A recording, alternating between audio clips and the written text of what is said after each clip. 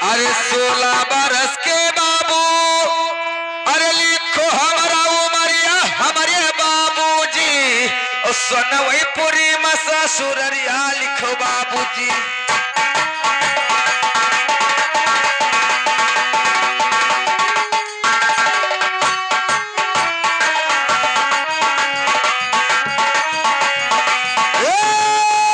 ससुररिया लिखो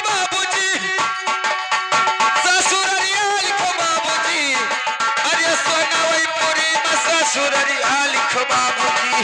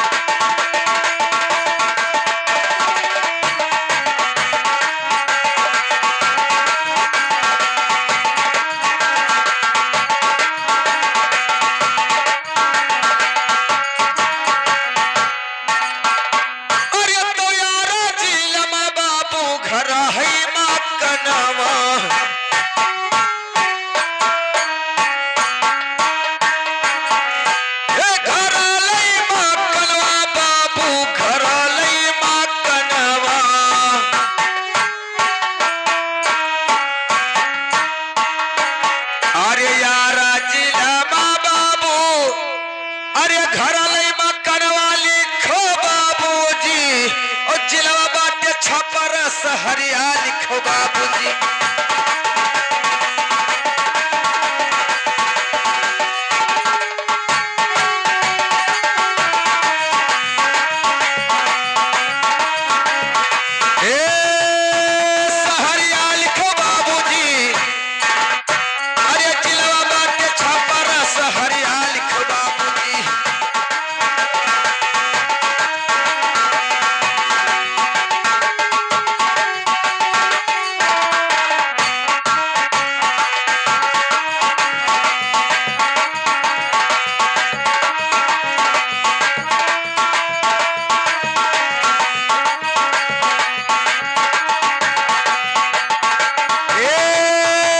सहरिया लिखो बाबूजी। अरे जिलवा बाटे छपर सहरिया लिखो बाबूजी।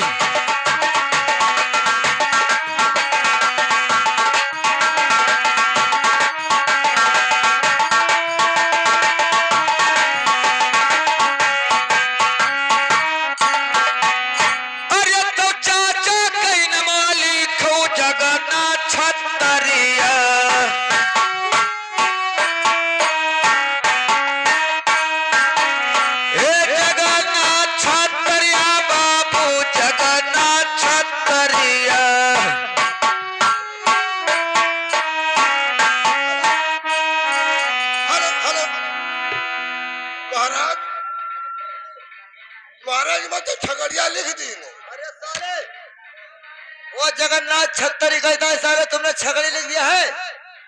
साले उसको काटिए, छत्तरी लिखिए। और क्या? हाँ उसको काटिए। अरे तो चाचा कई नामवा, अरे लिखो जगन्नाथ छत्तरिया हमारे बाबूजी, उन्हीं के हुई हम भतीजा लिखो बाबूजी।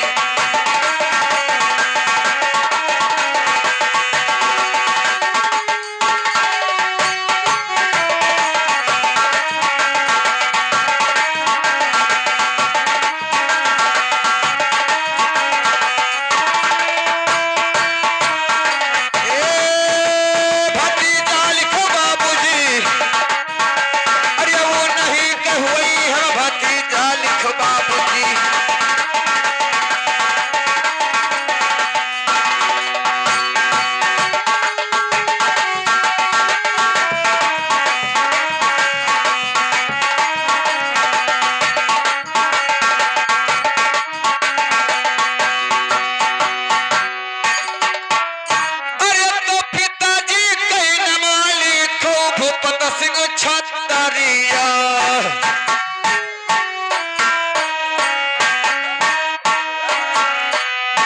ड्राइवर, ए ड्राइवर, भूपत सिंह छतरिया बाबू, भूपत सिंह छतरिया। उठो हो। ए ड्राइवर,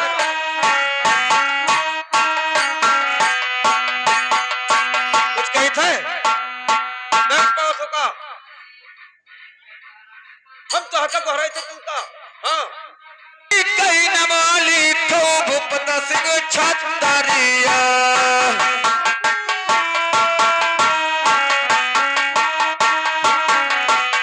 भूपत सिंह छतरिया बाबू, भूपत सिंह छतरिया।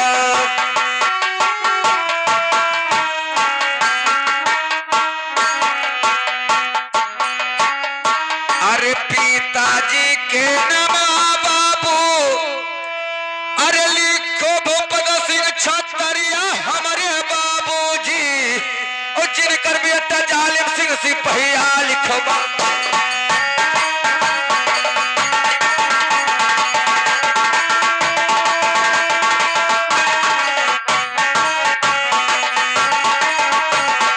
ओ सिपहिया लिखो बाबूजी, और सिपहिया लिखो बाबूजी, और जिनकर बेटा जालिम।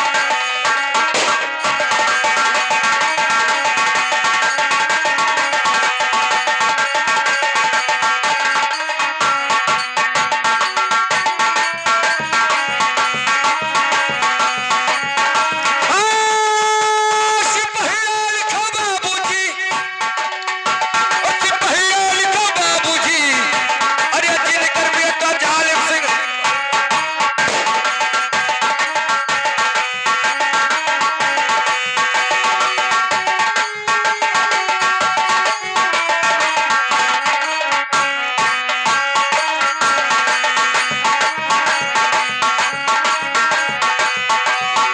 ओ सिपहिया लिखो बाबूजी, सिपहिया लिखो बाबूजी, अरे जिनकर बेटा जालिम सिंह सिपहिया।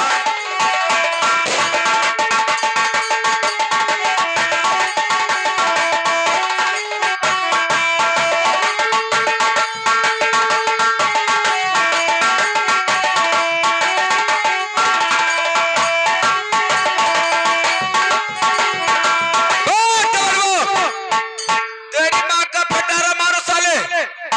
नाम नाम लिखाने में इतने होशियार हो, और जालिम सिंह का नाम सुनकर साले भागते हो।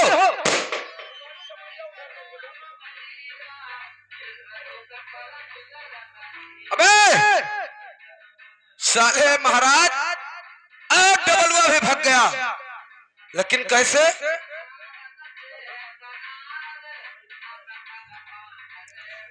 अरे मैं फिलिया माँ, अरे मैं फिलिया मारे डबलू, और भागे न बचियो माई।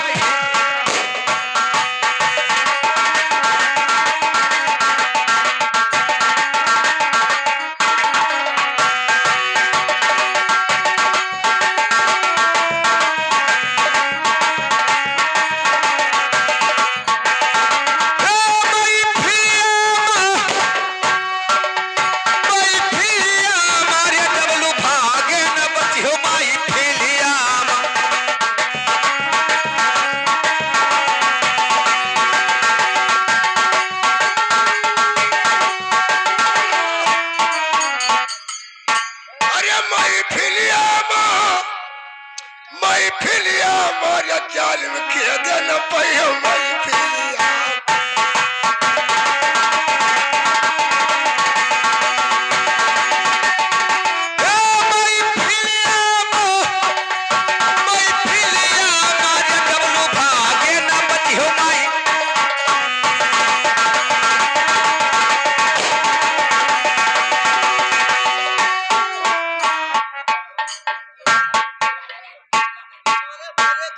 नौकर लेकर आइए साले, और साले थाना थाना उठा लेकर आए हमारे हमारे सर पे रख दिया साले। साले मैंने थाना पुलिस कहा था तुमसे, साले आप ही जाइए, बात करिए साले। हम नहीं जान रहे कि थाना ही नहीं हुआ। के बच्चा उसको बता दीजिए कि यहाँ से भाग जाइए, अपने नौकरी को जाइए, हमारे यहाँ पर कोई काम आपका नहीं है। और हराम खोर नालायक साले, नाम गाम लिखाने में इतने होशियार हो और जालिम सिंह का नाम सुनकर साले भागते हो। अरे तो नमारे गमावाली खायो भैया डबालू,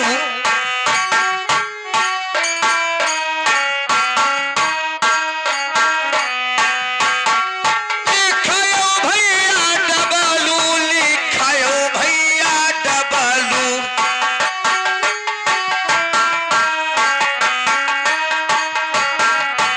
अरे नमारे गमा, अरे लिखो भैया डबलू से, अरे नमा सुनकर भागा पड़े हुए और कोड़ावा कर।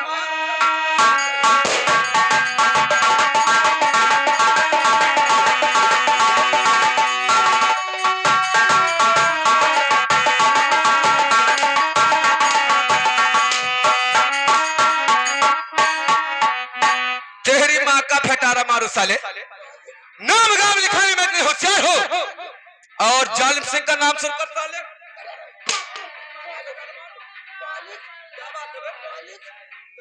मालिक इमा हमारी कौन गलती है मालिक?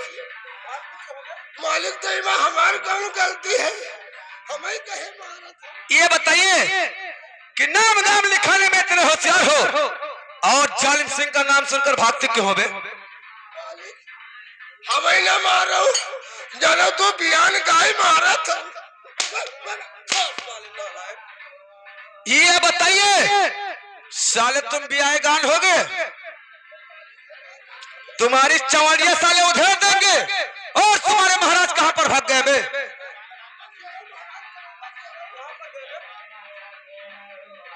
महाराज महाराज हमने जनो उनका लाइटरिंग होएगा जनो। ये बताइए क्या तुम्हारे महाराज के लेटरिंग हो गया? तो कहां पर गए? गढ़ा के बच्चे जाइए अपने महाराज को बुलाइए, जिस तरीका से मेरा नाम पता लिखा है मुझको काम दीजिए, वरना तुमको राजा का भी पर्जा बना दूंगा और सारी तुम्हारी चमड़ियां उधेड़ देंगे। बलाई थे मालिक, वो महाराजा मार देंगे, मर जाओगे साले, तेरी बहन का फिटारा मारो साले। मैंने कहा था कि नौकर लेकर आइए साले, थाना लेकर आए, सर पे रख दिया है साले। चाहिए साले से आप बात करिए, उसको यहाँ से भगा दीजिए, भगा दीजिए उसको। और क्या भैया सुनो, जाए हमरे महाराज का देखो माँ से भल भल भल भल लागत है।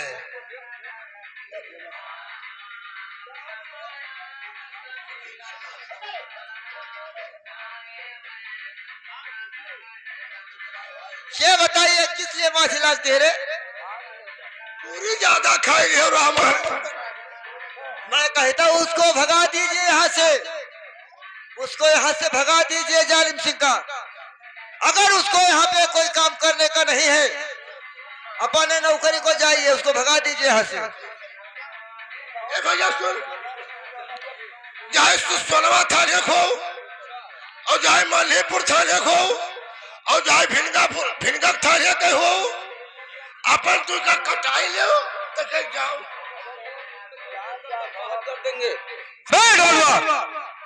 साले हमने यहाँ पर नाम पता लिखा है काम करने के लिए कि यहाँ से साले मैं नाम कटा के भाग जाऊं।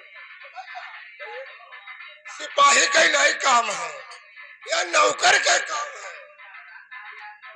ये बताइए कि आप इसलिए डरते हो, क्या आपने कभी चोरी किए हैं? हाँ, गधा बेचा कर रहा, चोराई किया, गधा बेचा कर रहा।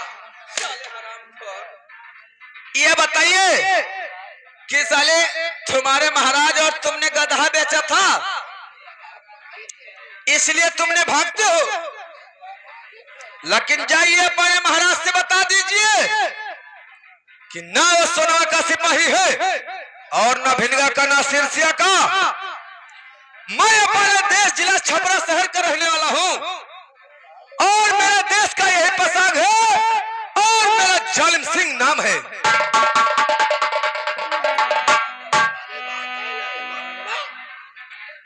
महाराजा साले महाराजा किसको कहते हैं? बताइए क्या कहते हो? इमा डराई वाली बात ही नहीं है। वो कहते हम छपरक तरह रही थे। साले छपरक तरह नहीं, साले छपरा शहर कहता है। तो ठीक है बलवाइए, बात करेंगे उससे, उसमें क्या बात? वो कहते हमारी यही पेशाब है। नहीं, साले पोशाक कहता है।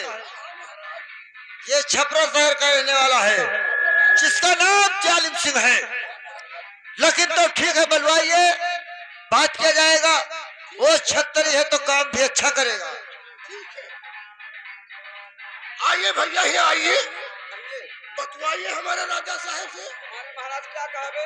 अपने महाराज कहते हैं डराई वाली कोई बात नहीं। आइए हमें सामने बताइए।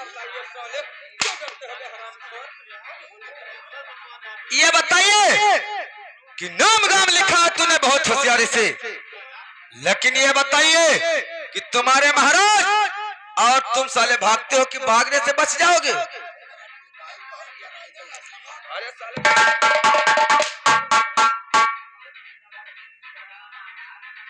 तुझे मैं टिपाई दिखाई दे रहा हूं साले? ये बताइए कि मैं सिपाही को डेरता हूं, लेकिन तुम्हारे महाराज को बुलाइए अपने।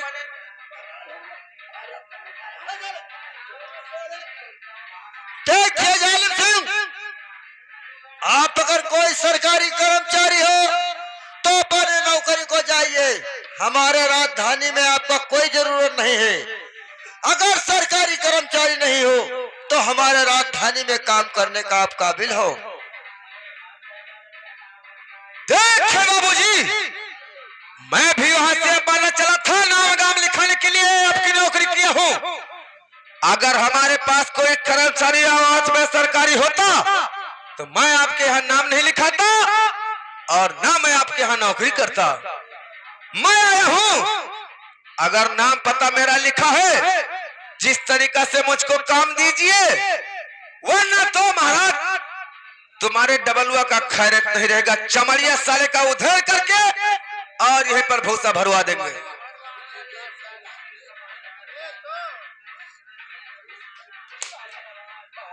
ठीक है जालिम सिंह, आपका नाम गाम लिखा गया है तो मैं नौकरी आपको देंगे। इसमें कौन सा बड़ी बात? ये बताइए, महाराज के यहाँ तुम काम करते हो साले और महाराज के सिंहासन पर बैठे हो। तूने महाराज के यहाँ पर नौकरी करते हो और महाराज के सिंहासन पर आप बैठे हो और साले गोड़ कहाँ आसमान में रखते हो?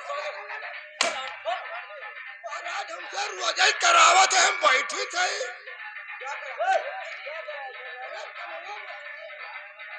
लेकिन सुनिए डब्लू, इसको नौकरी सख्त दिया जाएगा तभी दिमाग ठंड होगा। तो सुनिए, मैं बता रहा हूं, आप मेरे बात को गौर के सुनिए जालिम सिंह, मैं आपको बताने जा रहा हूं।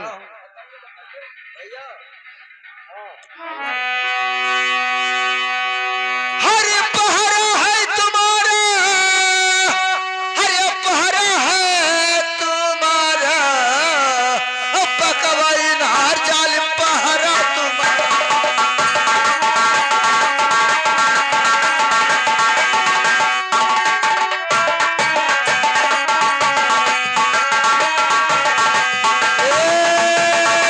पहरा तुम्हारा,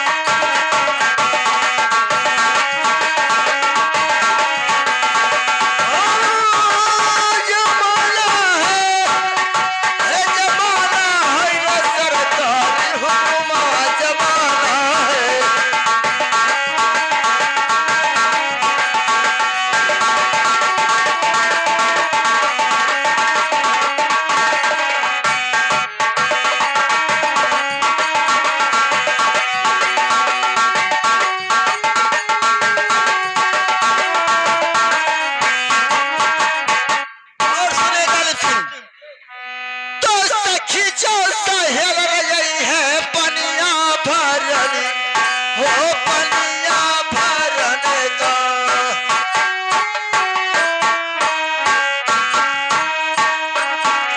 अरे पनिया भरन का जालिम पनिया भरने का।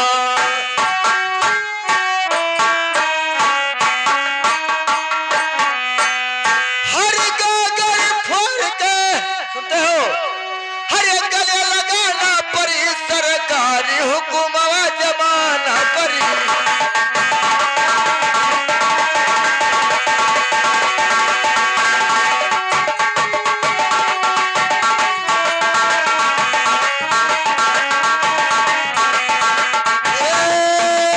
जमाना है सरकार के हुकुम जमाना है।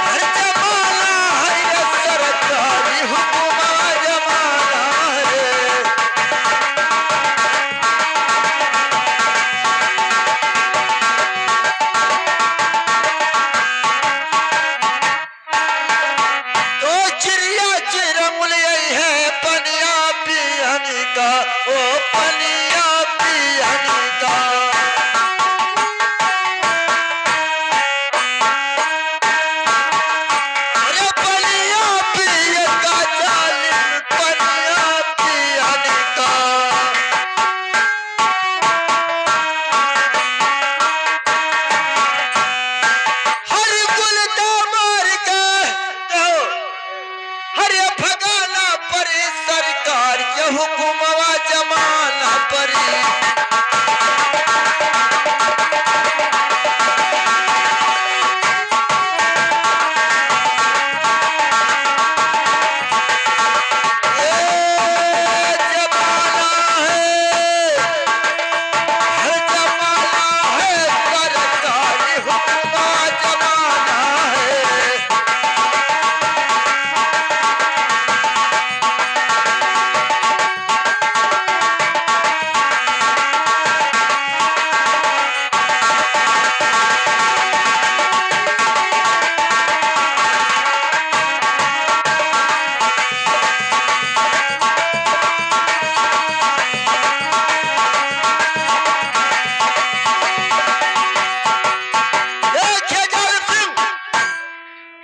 आपका ड्यूटी पकवानार का है, जानते हो कहां पे पड़ता है?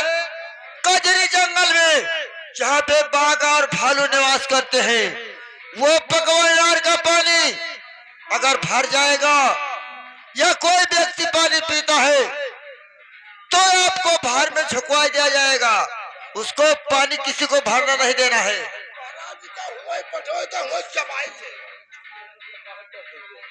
लेकिन देखिए बाबूजी, आपके ऐसा मैंने पापी राजा कभी नहीं देखा है कि राजा और महाराजा नल लगवा देते हैं, पोखरा खोदवा देते हैं पानी पीने के लिए, और आपके बियाबान जंगल में एक ही पकवाइनार का कुआं है और उस पे पानी भरने के लिए रोक रहे हो। देखिए बाबूजी, वर्मा, हेलो, और ये कमान आई बाबू, और हमसे न हुई है यही कमान।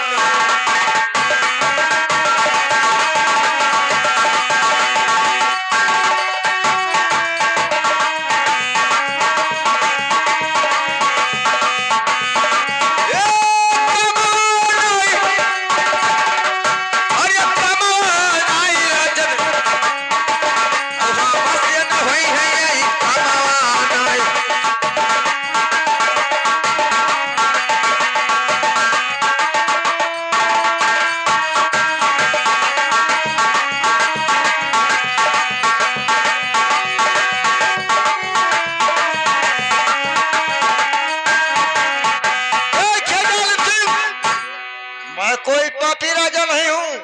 पानी पीने के लिए पकवानार खुदवाया गया था, लेकिन पकवानार जब ने खुदवाया उसमें जहर निकल आया है। अगर पानी पी लेते हैं तो सारी राया हमारे मर जाएंगे, नाश हो जाएगा। इसीलिए आपका ड्यूटी पकवान हार का लगाया गया है। अरे डबलुआ, आपका ड्यूटी शमशान घाट का है। शमशान घाट पर महाराज हुआ कौन फायदा मिली हमें? आपको बढ़िया फायदा मिलेगा। अगर कोई मुर्दा जलाने आते हैं तो 5 रुपए 10 रुपए आपको मिलेगा, और राखी से आएंगे तो भी आपको सेव संतरा मिलेगा खाने के लिए। अरे मुर्दा नहीं साले, मुर्गा नहीं, मुर्दा आएंगे वहां पे। हाँ, और जाइए बना बना ड्यूटी लगाइए, और मैं जा रहा हूँ यहाँ। लेकिन देखिए बाबू जी, मैं आपसे कुछ कहना कहता हूँ, सुनिए। हेलो,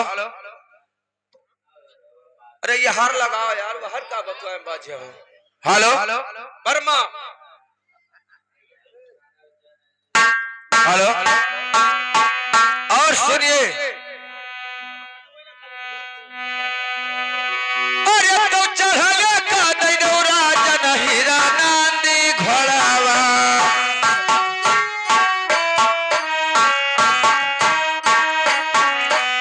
हीरा नांदी घोड़ा जन हीरा नांदी घोड़ावा।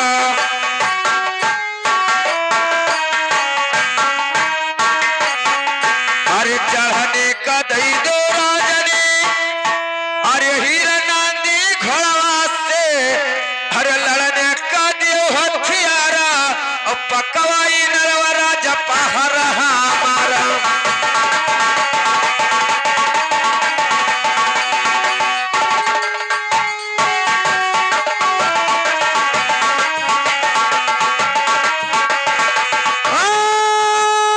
पहर हमारो, अरे पहर हमारा, और पकवाई नरवरा जपा रहा हमारा।